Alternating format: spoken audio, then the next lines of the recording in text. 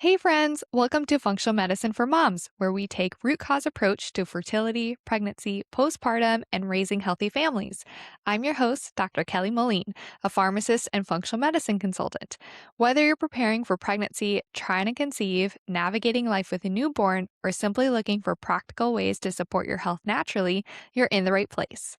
Each week, we'll dive into functional medicine, natural solutions, and honest conversations from our own family's journey, plus interviews with experts along the way. Let's get into it. 3, 2, 1, take it away. Okay, welcome back to Functional Medicine for Moms, our podcast. I'm Kelly. And I'm Landon. Yeah, my husband. And so today we're talking about trying to conceive while breastfeeding. Woohoo. So what a journey. I know. I did plan to have this episode before we found out we were pregnant. So now we can share our actual experience with actually conceiving while breastfeeding. Because if you didn't hear the last episode, we are pregnant. Yeah, I shared one earlier that we're pregnant. I'm pregnant. We're having a baby. We're having another baby. I keep saying we are pregnant. Do you tell other people we're pregnant? Yeah, it's just, I don't know. Like that's other people have announced it to me. That's like my coworker announced it that way. Like we are pregnant, as far like him and his wife. Yeah. And so then it sounded weird, but it stuck in my head, and now I can't stop saying it. But I am not pregnant currently. But you are helping a lot since I am pregnant and I am tired. And so well, it definitely affects me too. But yes, yeah, no, I am not the one pregnant. You take on a lot of the load as well. But yeah, so we're talking about trying to conceive while breastfeeding. We're going to talk about what this looked like for us, what breastfeeding during this time looked like for us, my cycle returning postpartum, and did we have to wean to try to conceive, and what we focused on, and any advice to tell other moms. Okay?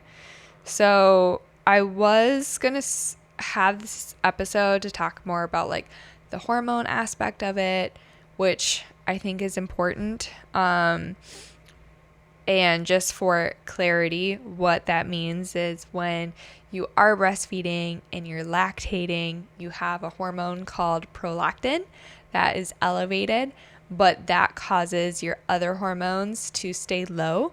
And, that's the beautiful way to like feed and to take care of a baby without necessarily getting pregnant with another baby, because your body knows you have a lot going on. So a lot of people call that, a natural birth control, but it's definitely not 100%. Dun, dun, dun. Irish twins. It happens, but I would say most of the time when it happens, it's when people aren't exclusively breastfeeding. Maybe solids are being introduced. They're maybe sleeping through the night, so your cycle returns, those types of things.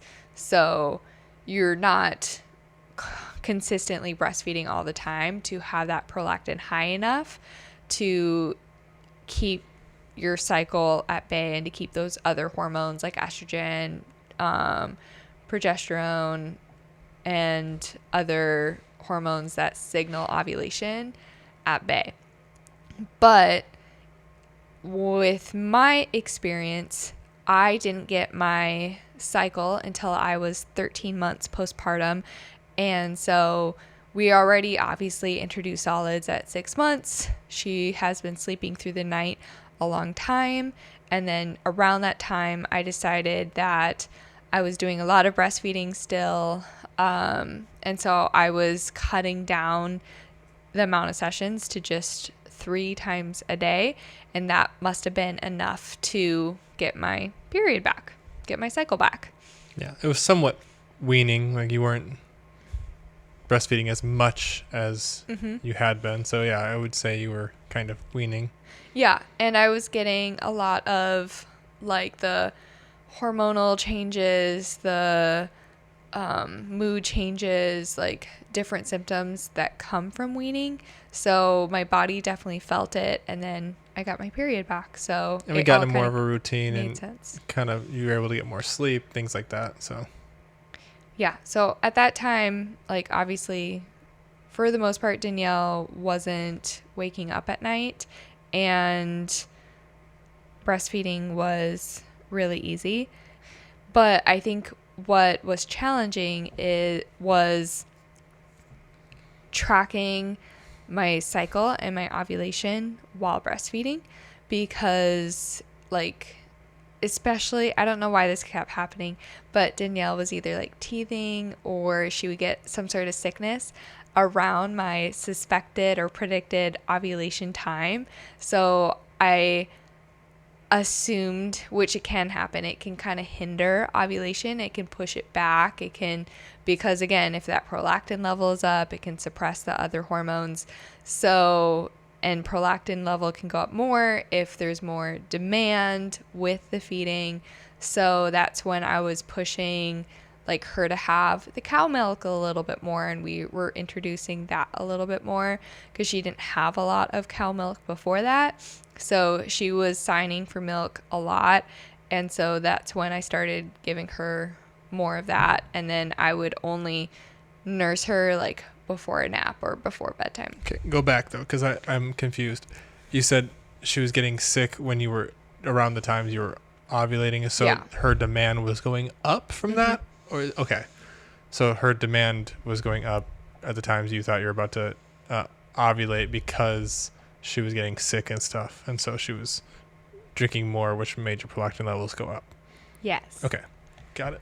Yep, exactly. So And that caused your cycle to be kind of irregular.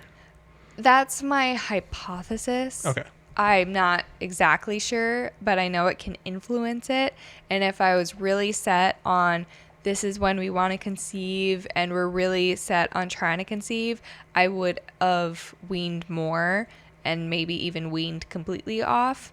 But we talked about like we didn't want as much pressure around the second one. We felt comfortable like having a year span of trying because we wanted a 2 to 3 year old age gap. So I felt comfortable of let's just nurse a little bit. I know people can still get pregnant. I do have my period back, so my cycle's back, so I am ovulating, most likely now I'm tracking my ovulation. I see that. So yeah. But I know with like how it works, and not just tracking, but how the body responds. If you're under stress, if your other hormones are out of whack, it can be harder to conceive. So that was kind of in play for a couple months. So I was getting a little bit frustrated. And just like the demand of her asking for milk, it was like seeming like throughout the whole day, which was more than usual right when we were trying to conceive and have another baby.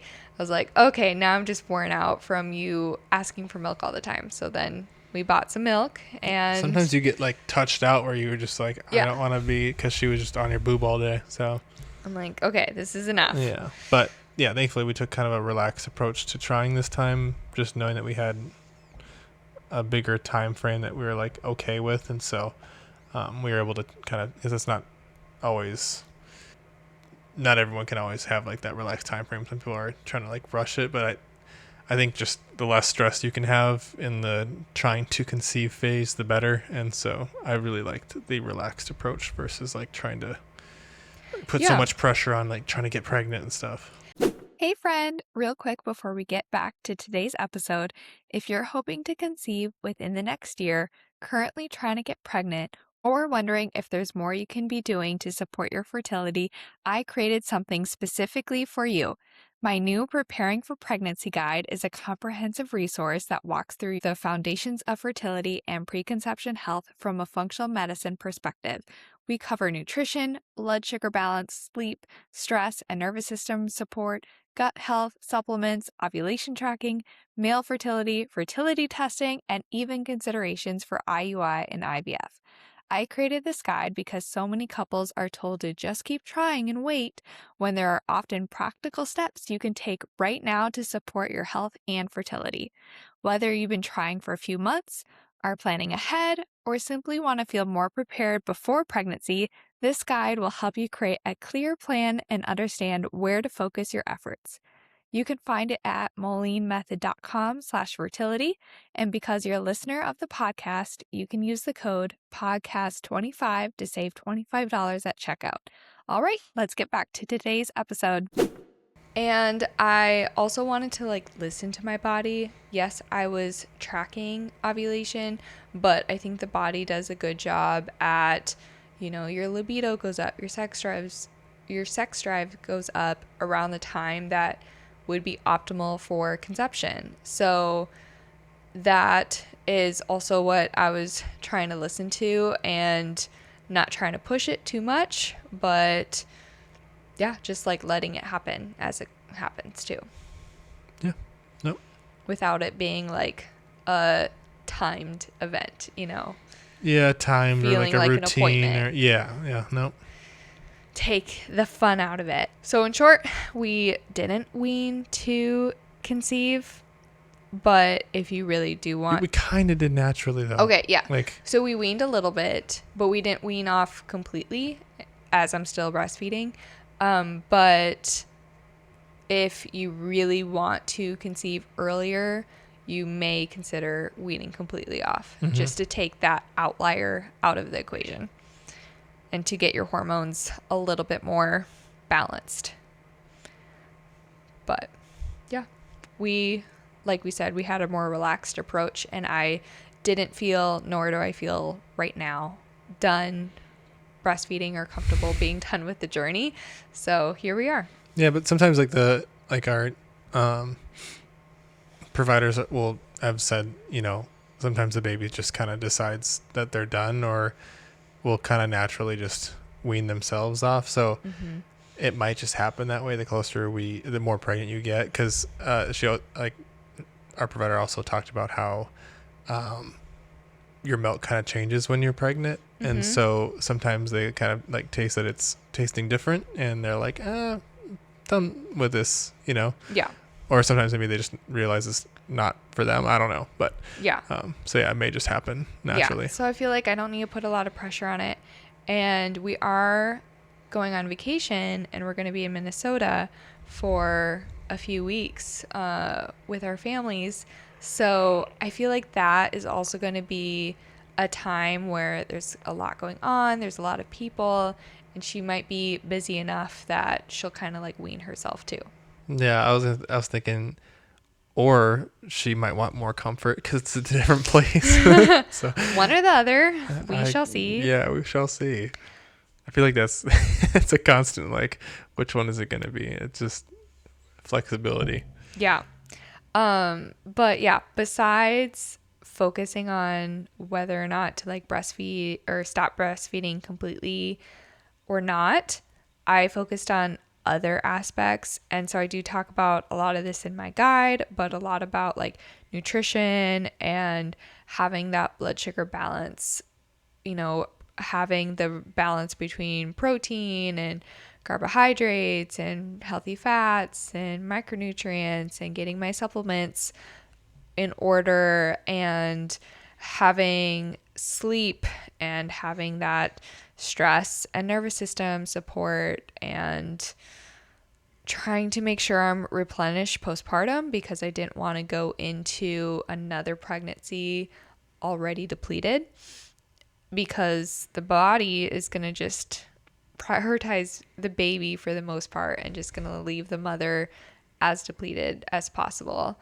And we want a healthy mom, healthy baby. That's our goal at the end of it. And yeah, I was trying to track ovulation instead of guessing and being stressed about it. And I really like my KEG fertility tracker that I talk about in the episode as well. Definitely recommend, especially with their pregnancy guarantee. So if you don't get pregnant for whatever reason and you're using the device, you get your money back. So I loved that guarantee when I got it.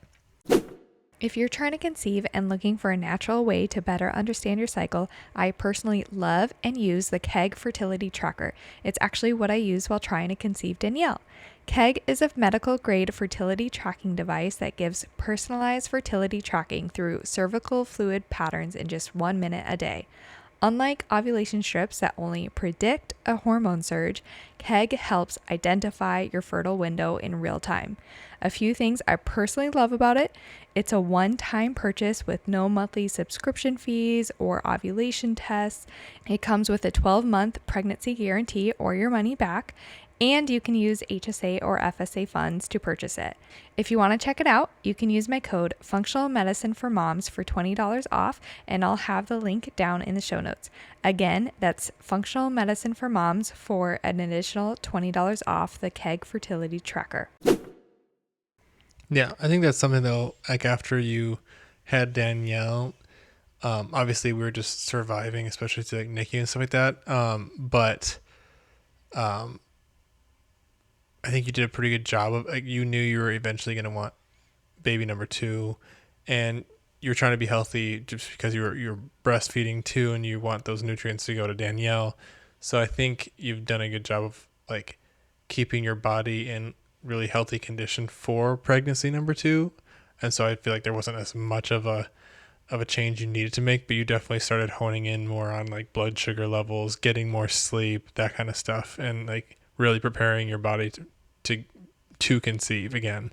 So you made, like, I noticed like more of a focus on it, but I would say because you did so well after the first pregnancy, like you didn't have as much that you had to change necessarily because you're already a pretty healthy person. But yeah, And that's the goal, is to have this be like an everyday live in life type of lifestyle, rather than like an extreme.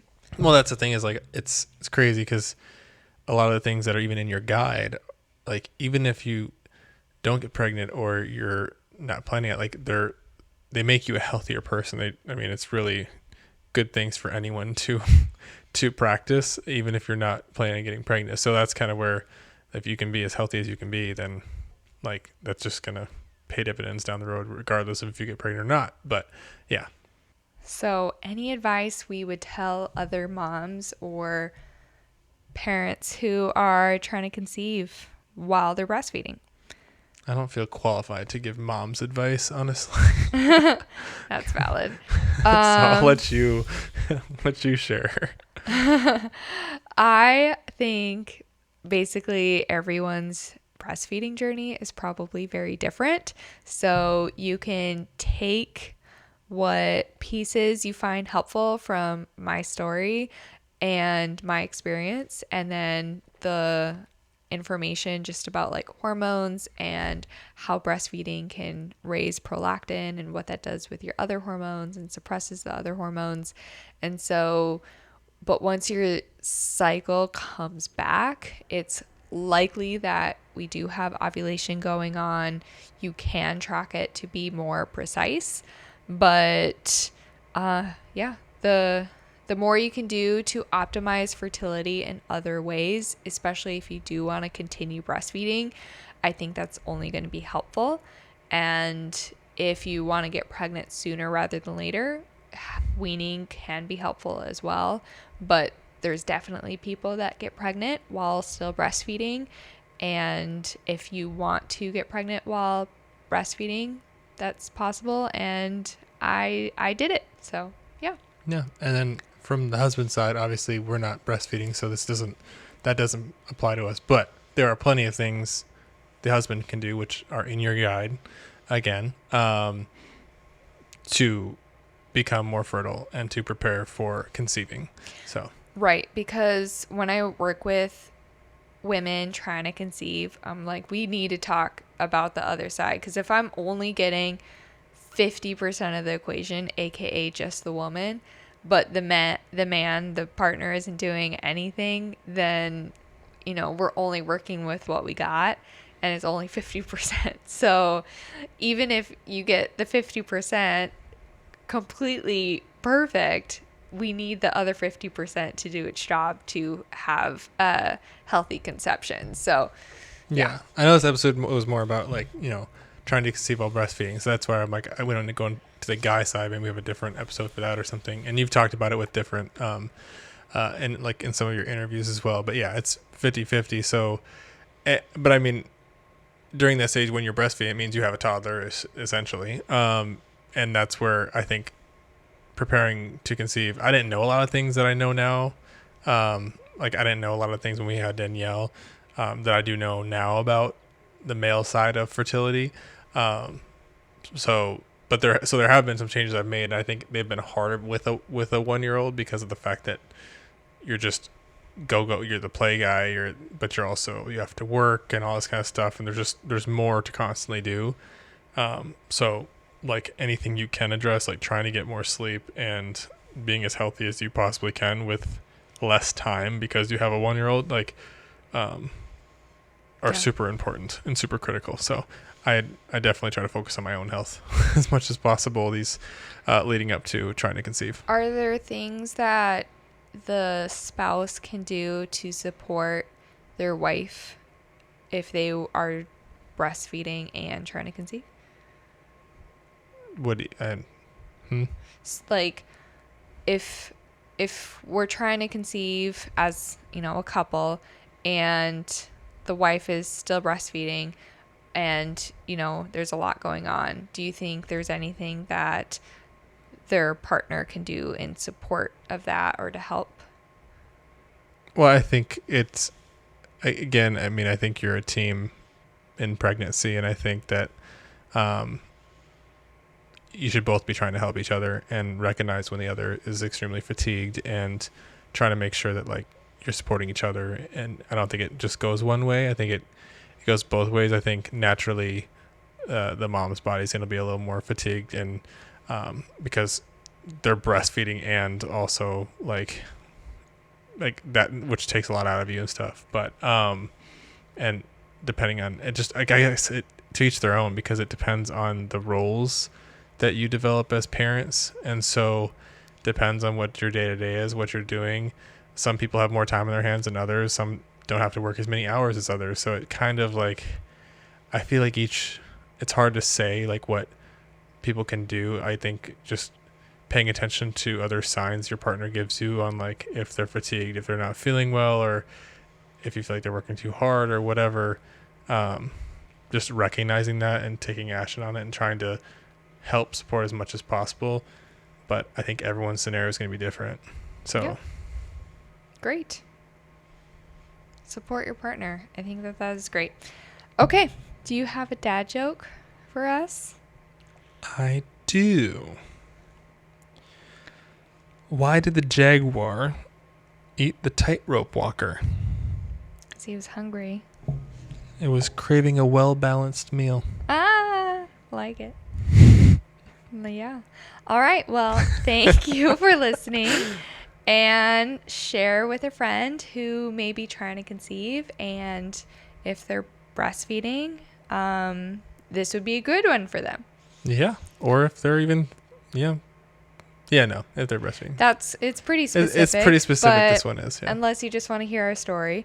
But yeah. And subscribe and follow along with our new pregnancy and us talking about helping people also trying to conceive.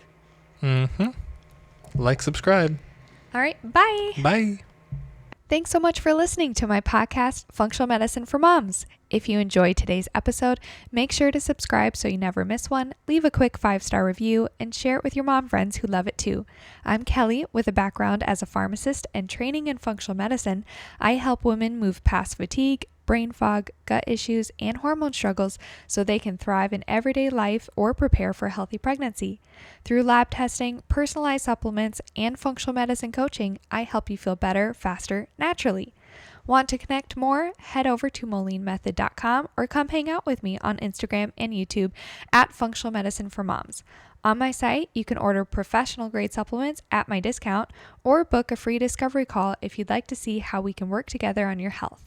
This podcast is for educational purposes only and not medical advice. Always talk to your provider before making changes to your health plan. And remember, healthy moms raise healthy families. Catch you next time. New episodes released every Wednesday.